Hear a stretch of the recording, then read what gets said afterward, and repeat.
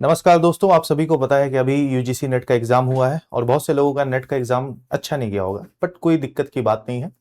अभी आपके सामने आप सभी को पता है एक नोटिफिकेशन आया है 3 जनवरी को हिमाचल प्रदेश सेट का। जैसे आप किसी भी स्टेट में जब आप असिस्टेंट प्रोफेसर का एग्जाम देते हैं तो आपका पीजी होना चाहिए 55% से, नेट क्वालिफाई होना चाहिए, या फिर आप जैसे हिमाचल प्रदेश में आया तो सेट क्वालिफाई होना चाहिए। जैसे कि स्टेट एलिजिबिलिटी टेस्ट होता है, अपना हिमाचल प्रदेश अलग करा रहा है।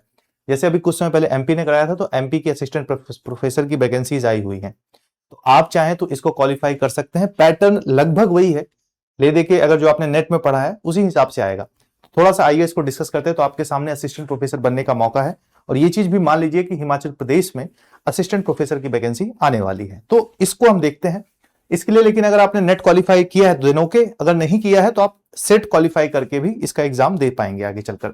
यहां पे देखिएगा, जैसे आप देखें तो 3 तारीख को ये इसका नोटिफिकेशन आया है ना, 3 तारीख को आया। चलिए, और इसके लिए अगर आप विजिट करना चाह रहे हैं तो इसकी ये वेबसाइट दी हुई है, इसको नोटिफिकेशन से आप डाउनलोड कर सकते हैं www.hppschp.co.in, ठीक है।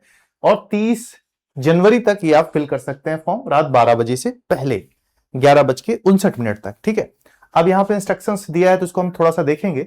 ये दे रखा है स्टेट एलिजिबिलिटी टेस्ट, है ना, जैसे हमने बोला कि जैसे नेट होता है पूरे इंडिया के लिए वैसे सेट होता है। अब यहां पे आप देखेंगे तो उन्होंने बता रखा है कि हम पैरा सी में इसके बारे में बताएंगे। 22 सब्जेक्ट्स हैं तो अभी हम सब्जेक्ट्स भी देखेंगे। यहाँ पे कहाँ कहाँ इनके सेंटर रहेंगे तो आप पता है, सब टूरिस्ट प्लेस आप लोग घूमने जाते हैं, शिमला, सोलन, मंडी, है ना, कांगड़ा, धर्मशाला, बिलासपुर, ये सब, ऊना, कुल्लू, चांबा, ये सब घाटियां हैं, आप लोग जा सकते हैं वहां पे। अपना मतलब सेंटर भरेंगे तो ऑब्वियस सी बात है यही जाएगा, ठीक है। और सारी चीजों को अगर हम देखें तो जैसा यहाँ पे डिटेल और टेस्ट आदि के बारे में बताएंगे। पहले हम लोग सब्जेक्ट्स देख लेते हैं, कौन कौन से सब्जेक्ट्स होंगे, कितना इसकी फीस है ना, ये सारी चीजें, ठीक है। यहाँ पे लिखेगा 22 सब्जेक्ट्स हैं, तो आप किस किस सब्जेक्ट के लिए, यानी कि आपका जो सब्जेक्ट है पीजी में, किस किस के लिए भर सकते हैं। देखिएगा यहाँ पे केमिकल साइंसेस ना, English, life sciences, commerce, economics, geography, Hindi, history, mathematical sciences, music, physical sciences, physical education, sociology, Sanskrit है, आप सभी को ऑब्वियस सी बात है हम पढ़ते हैं, पॉलिटिकल साइंस है यहाँ पे, पब्लिक एडमिनिस्ट्रेशन भी है, computer science and applications, tourism, administration and management, mass communication and journalism, and यहाँ पे आपको पता है obvious psychology, education and environment sciences है। ये इतने सब्जेक्ट के लिए आप इसको भर सकते हैं।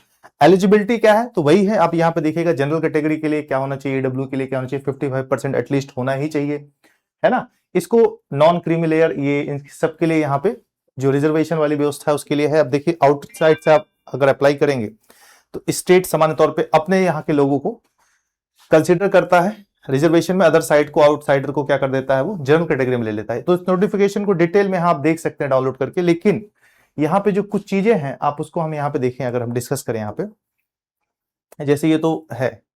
अब यहाँ पे आप देखोगे कि क्या है, एग्जामिनेशन एलिजिबिलिटी यहाँ पे डिटेल से दे रखा है, तो या तो नेट हो या तो सेट हो, जैसा हम बात कर रहे थे। तो नेट तो अभी हुआ है, तो अभी अगर आप हिमाचल प्रदेश का देना चाह रहे हैं तो बिल्कुल मत घबराइए। जैसे अभी एमपी का हुआ था तो एमपी ने भी अपना सेट लिया था, है ना। तो नेट और सेट के लेवल में भी अंतर रहता है, सिलेबस वही है, तो आपको बिल्कुल भी डरने घबराने की जरूरत नहीं है। कुछ लोग, इस बार पेपर टफ भी आया है कुछ कुछ सेगमेंट में, जैसे पॉलिटिकल साइंस का ही अगर हम देखें तो बच्चे बड़े नाराज हैं उस चीज से लेकर। अब वो एनटीए ने ही ऐसा सेट किया है, यूनिट 9 जो इतनी इंपॉर्टेंट है पूरी तरह से हटा दिया है। बहुत सारी चीजें हैं, उसको तो हम अलग से डिस्कस करेंगे। तो यहाँ पे देखिएगा कि ये एलिजिबिलिटी जो भी दी गई है ना, ये यहाँ पे होनी चाहिए असिस्टेंट प्रोफेसर के लिए। कैंडिडेट के लिए क्या है, सेट के लिए क्या क्या दे रखा है, इसको यहाँ पे दिया है। अब ये यहाँ पे थोड़ा सा आते हैं, जैसे जो सबसे इंपॉर्टेंट बात आपके दिमाग में रहती है कि सर ये सब तो ठीक है, हम भर देंगे और जब एग्जाम डेट आएगी जाके दे देंगे, सिलेबस क्या होगा, है ना। तो सेम पैटर्न है, देखो एक आपका 2 पेपर है जैसे बांटा गया है, पेपर 1 एंड पेपर 2, सेम जैसा कि पॉलिटिकल साइंस, सॉरी जो आपका नेट का होता है। पेपर 1 में 50 क्वेश्चन होंगे, 2 नंबर का होगा एक, तो टोटल मार्क्स कितने होंगे 100। और यहाँ पे 100 होंगे, जैसे कि पेपर 2 में 100 होते हैं, नेट में भी 100 क्वेश्चन आते हैं, और 200 नंबर का होता है ना। सिलेबस यहाँ पे दे रखा है। अब सिलेबस सबका तो अलग अलग होगा, है ना, जब आप अप्लाई करेंगे। लेकिन यहाँ पे आप देखिएगा कि question will be of general nature ना, जनरल नेचर के होंगे, कुल टीचिंग, रिसर्च, एप्टीट्यूड ना, प्राइमरी लेबर ऑफ, यहाँ पे देखें design to test reasoning ability, comprehension, ये लगभग वही जो आपका पेपर 1 यूजीसी नेट का रहता है, लगभग वही है ना। और ये तो बेस्ड सब्जेक्ट वाइज होंगे जैसा कि आप देते हैं, और ये 1 घंटा यानी कि 3 घंटे का पेपर होगा। 1 घंटा आपको पेपर 1 के लिए मान लीजिए और 2 घंटे आपके पेपर 2 के लिए। तो जिनका भी पेपर अच्छा नहीं गया है वो आप यहां पे देख सकते हैं। सिलेबस और टेस्ट वगैरह के लिए आप ये जो वेबसाइट दे रखी है हिमाचल प्रदेश से ना, HPSC वाली, यहाँ पे आप जा सकते हैं hpsc.hp.gov.in पे जाके इसको डिटेल से आप देख सकते हैं। मीडियम आपका हिंदी और इंग्लिश होगा, ठीक है, जब तक कि कोई लैंग्वेज वाला पेपर ना हो। अब इंग्लिश लैंग्वेज का पेपर हो या उर्दू लैंग्वेज का पेपर हो तो वो मैटर ही अलग हो जाएगा, ठीक है। तो यहाँ पे देखिएगा 2 नंबर होंगे, है ना। करेक्ट अगर आप करते हो तो 2 नंबर आपको मिलेंगे, है ना। नेगेटिव मार्किंग कोई नहीं है कि आप गलत कर देंगे तो आपके नंबर काट लेंगे। तो ये सेम लगभग आप देखोगे तो पूरा जैसा यूजीसी नेट लेता है सेम पैटर्न है। ये आप 30 जनवरी के पहले इसको अप्लाई कर दें। आपने तैयारी अवश्य ही की होगी और असिस्टेंट प्रोफेसर की वैकेंसी भी आने वाली, तो आपकी तैयारी लगातार चलते रहनी चाहिए ना, तभी जाके आपको चीजें बेहतर तरीके से याद होंगी, कंठस्थ होंगी।